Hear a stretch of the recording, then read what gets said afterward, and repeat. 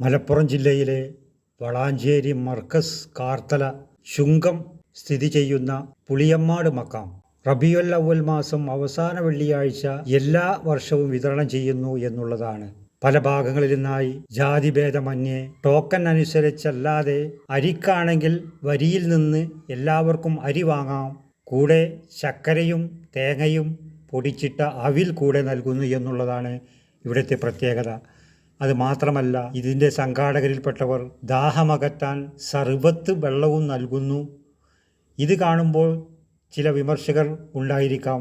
പക്ഷേ അത്തരക്കാർ അറിഞ്ഞിരിക്കേണ്ടത്, ഇത്രയും ജനങ്ങൾ ഇത് വാങ്ങിക്കൊണ്ടുപോയി ആഹാരം കഴിക്കാൻ വേണ്ടി കിട്ടുന്ന അവസരം ഈ മക്കാമിൽ അന്ത്യവിശ്രമം കൊള്ളുന്നവരുടെ ഈ ഭാഗത്തുള്ളവർക്ക് പ്രചോദനമായില്ലേ എന്നുള്ളതാണ്. ഒരു കുടുംബത്തിൽ എത്ര പേരുണ്ട്? അവർക്കെല്ലാം പോയി അരി വാങ്ങി കഴിക്കാൻ കഴിഞ്ഞാൽ എത്ര ദിവസം അവർക്ക് അരിഭക്ഷണം കഴിക്കാം എന്നും കൂടി നമ്മൾ മനസ്സിലാക്കുക. മലപ്പുറം ജില്ലയിലെ നമ്മുടെ പരിസര പ്രദേശങ്ങളിലൊക്കെ ഇതൊക്കെ ഉപകാരമായി തന്നെ കാണുന്നതല്ലേ നല്ലത്. അതല്ലാതെ ഉപദ്രവമല്ലല്ലോ എന്നും കൂടി അറിഞ്ഞിരിക്കുക. നിങ്ങൾക്ക് തന്നെ കണ്ടാലറിയാം, ഇത്രയും ജനങ്ങൾ ഈ അരി വാങ്ങിക്കാനായി എത്തിപ്പെടുന്നു എന്നുള്ളതാണ്.